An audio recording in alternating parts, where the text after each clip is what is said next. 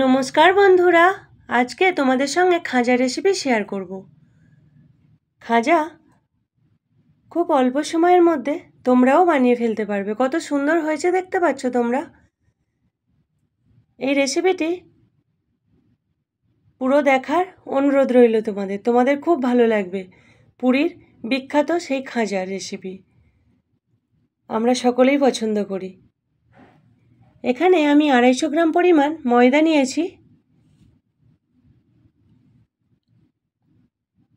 পরিমাণ মতো লবণ, সাদা তেল আর ঘি একসাথে মিশিয়ে ময়মটা খুব ভালো করে দিয়ে নেব।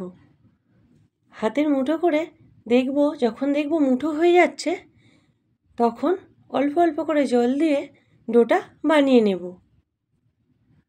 ডো বানানো হয়ে গেছে, উপর থেকে সাদা তেল দিয়ে রেস্টের জন্য রেখে দেব। আধ ঘন্টার মতো রেস্টে রাখলাম। এদিকে আমি চিনির শিরাটা বানিয়ে নেব। 1 বাটি পরিমাণ চিনি নিয়েছি, 1 বাটির কম জল নিয়েছি, ফুড কালার দিলাম, একটা লেবুর স্লাইস দিলাম যাতে বসে না যায় চিনির শিরাটা।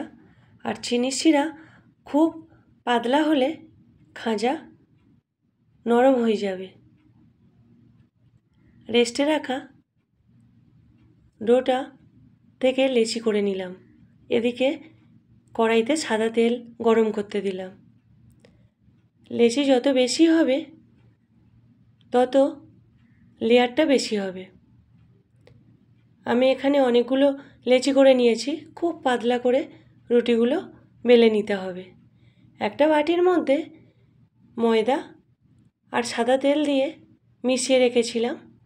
প্রত্যেকটা রুটির উপরে ব্রাশের সাহায্যে আমি দিয়েছি, তোমরা হাত দিয়ে দিতে পারো। ব্রাশ করে দিলাম ওই তেলটা, উপর থেকে ময়দা ছড়িয়ে প্রত্যেকটা রুটি ওইভাবে উপর দিয়ে এইভাবেই দিলাম প্রত্যেকটা রুটি। এইভাবে তোমরা একবার বাড়িতে বানিও, ভালো লাগবে। এইভাবে হাতের সাহায্যে হালকা চিপে চিপে রোলটা বানিয়ে নিই। আমি এখানে 1/2 ইঞ্চি পরিমাণ লেচিগুলোকে কেটে নিলাম। সবগুলো কাটা হয়ে গেছে, এগুলোকে আবার বেলে নেব। হালকা হাতে এগুলোকে সব বেলে নেব।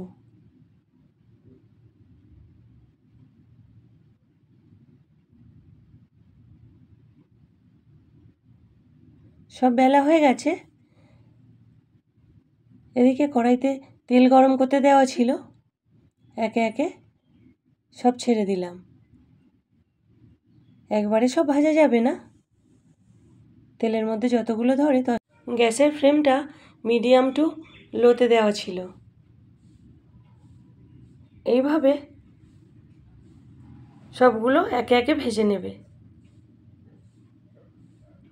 গ্যাসের ফ্লেম যদি জোরে দেওয়া থাকে তাহলে উপরটা ভাজা হয়ে যাবে, ভিতরটা হবে না।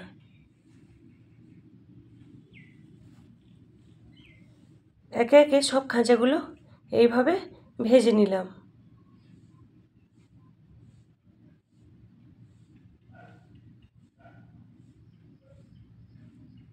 খুব অল্প সময়ের মধ্যে তোমরাও পারবে। আমি পুরো খাঁচাগুলো তোমাদের দেখাচ্ছি বলে একবারে দেখালে ভালো হতো।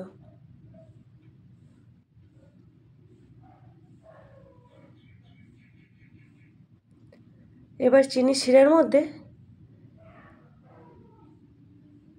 ডুবিয়ে তুলে নেব, ওই 4-5 সেকেন্ড করে। সবগুলো তুলে নেওয়ার পর একটা কৌটোর মধ্যে রেখে, যদি টাইট কৌটোর মধ্যে রেখে খেলে 1 সপ্তাহ ভালো থাকবে, মানে মজমজে ভাবটা থাকবে। এই খাজা রেসিপি কেমন হয়েছে কমেন্টে সবাই তোমরা জানিও। আমার ভিডিও যদি তোমাদের ভালো লাগে বেশি বেশি করে শেয়ার করে দিও, লাইক করো। আর যারা এখনও আমার বন্ধু হওনি, প্লিজ বন্ধু হয়ে যাও, আমার পাশে থেকো, আমাকে সাপোর্ট করো, এগিয়ে যেতে সাহায্য করো। এই খাঁজা রেসিপি কেমন হয়েছে কমেন্টে জানাতে ভুলো না তোমরা। আমাদের তো খুবই ভালো লেগেছিল।